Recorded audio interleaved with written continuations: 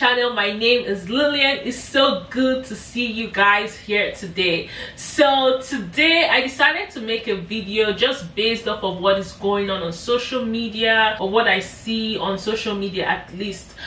It really breaks my heart, honestly, when I come on social media and I see couples, married couples who have been together, happy at least at some point in their life. They have like beautiful kids, a family, and all of a sudden they're deciding to get a divorce. Honestly, this is something that really breaks my heart, and I feel like, man, like I really need to speak on this to just help people out there who may actually just feel like they need guidance, or if you can make like some changes in your marriage, especially just based on what I'm going to say. I feel like that would really help you, because I really want to see marriages last forever, you know, because honestly that was an institution that God designed, but nowadays people are really struggling in this aspect. People are abusing marriages. So I just felt like, you know what, let me just make this video, and hopefully this video helps you out there. So let's get right into the video.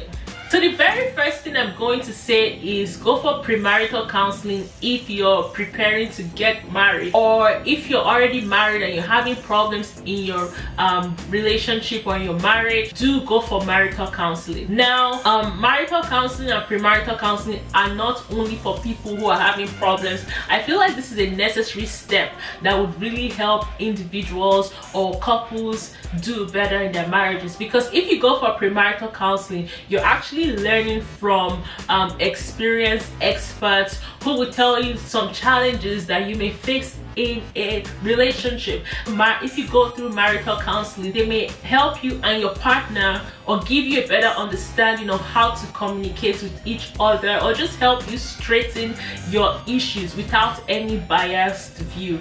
The book of Proverbs chapter 11 verse 14 says, where there is no counsel, the people perish, but in a multitude of counselors there is safety. So the Bible already tells us that we need to go for counseling. We need to be in a place where there is counsel, so our marriages doesn't perish. So the next thing I want to say is that if you're a content creator, if you're an influencer, you really need to be mindful of what you're putting out there, because if you content creator, you do have an audience, right? And having an audience could come with its own pros and with its own cons, right? But when we're talking about cons, you know, a lot of you who are influencers, you know, you may be carried away with fame. You know, you have like some cute girls or guys sliding into your DMs, and that really creates problem, because obviously there is an open door for the enemy to attack, because the Bible says the enemy is going to and fro looking for who he may devour. Now, I've heard a lot of girls say, well, I really like married men, because obviously they are a good catch because they are married. And that's a very disturbing statement, but I've heard people actually say that they prefer married men, because obviously they must be married for a reason. You know, they must have good characters. You know, they're just sick and tired of dealing with other men who are not necessarily ready for marriage but are ready to play around. So I really want to encourage you, especially if you're in that platform, you feel like you're good looking or whatever that may make your hair swell. I just feel like you really need to be careful with what you're putting out there, and also be careful with people who slide into your DM, because that's just an avenue for the enemy to attack your marriage, for the enemy to attack your life, and that is not something you want to be dealing with at this point in your life. Know that you chose your wife or your husband for a particular reason, so stick with them and love them every single day. The other thing I want to say is that you need to help your family out. You need to help your partner out. You need to ensure that you are complementing each other's strength and weakness. For me, I really believe that there's nothing like men's chores and women's chores. You need to understand your partner up to the extent that you understand their weakness, and you are complementing their weakness, not just, well, this is a man's chore, this is a woman's chore, this is a man's duty, this is a woman's duty. If your wife brings back most of the money at home, you need to find a place where she's maybe struggling in, and just compliment her. You know, it's your relationship, it's your marriage. Let me give you an example. If you play sports, you're in a team and you have a weak link, maybe someone who never comes for practice or someone who's not taking the game seriously, you may find that in some situations the captain or the best players could step in, right, and pick up the slacking person's behind. Let's just put it that way. But in a situation where you have the captain or you have the best player in the team have a broken foot, for example, and they cannot play that season, guess what?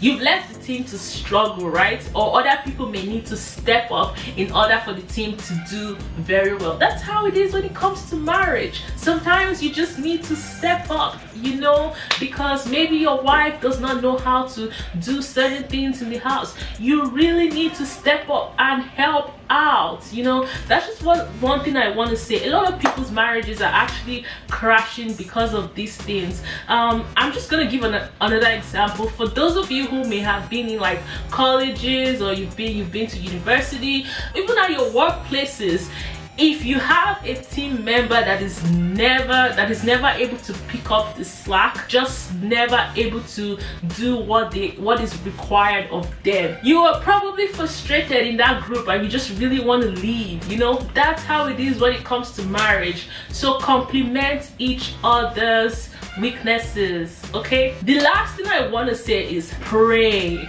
This is one thing that we always neglect. We put prayer, oh well, who needs prayer these days? Like, I don't need prayer, you know.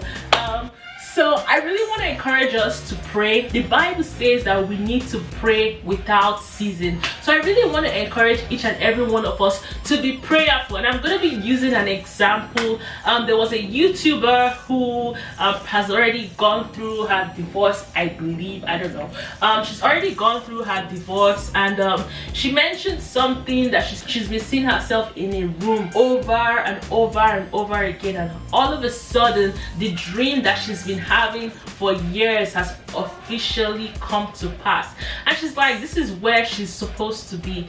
And when I saw that video, man, I was so touched. It really hurt my soul, it really hurt my spirit, and it just occurred to me, oh my gosh, I wish this lady was praying against this, you know. So because sometimes the way the Lord speaks to us through dreams, you know. He also speaks in audible voice, but most likely he would speak to us through dreams, because most of the day we're usually busy, carried away, doing other things. So God will usually speak to us through our dreams. And once you're dreaming, whether it's evil, it's a negative dream, it's a good dream, if you have a negative dream, you have to wake up, cancel the dream, and if it's a good dream, you pray that the dream should come to pass, you know. So honestly, in making this video, I still really want to encourage us that we do need to be seeking God. When I talked about godly counsel, when I talked about counsel, premarital counseling, marital counseling, I'm obviously referring to godly counsel. So we really need to be seeking God. The Bible says, by strength shall no man prevail. So when it comes to your marriage, it's not just all about your own strength, your own doing, because sometimes you're gonna try and do the right thing every single day, and you find that somehow, you know, you just can't be in this marriage. I really want to encourage you to seek God for yourself, to just commit your relationship to the Lord. And even if you're in a relationship or you're in a marriage where both of you are still from different religions or different countries or something of that nature, your marriage can still work. You can still make your marriage work, except it gets to a really excruciating point that you've tried every single thing over and over again, and you know that it's not working. Then I would say, okay, fine, maybe you can proceed. But I really want to encourage you to do the best that you can before you actually think of just walking away. Anyways, that's it for this video, and I will catch you guys in my next video.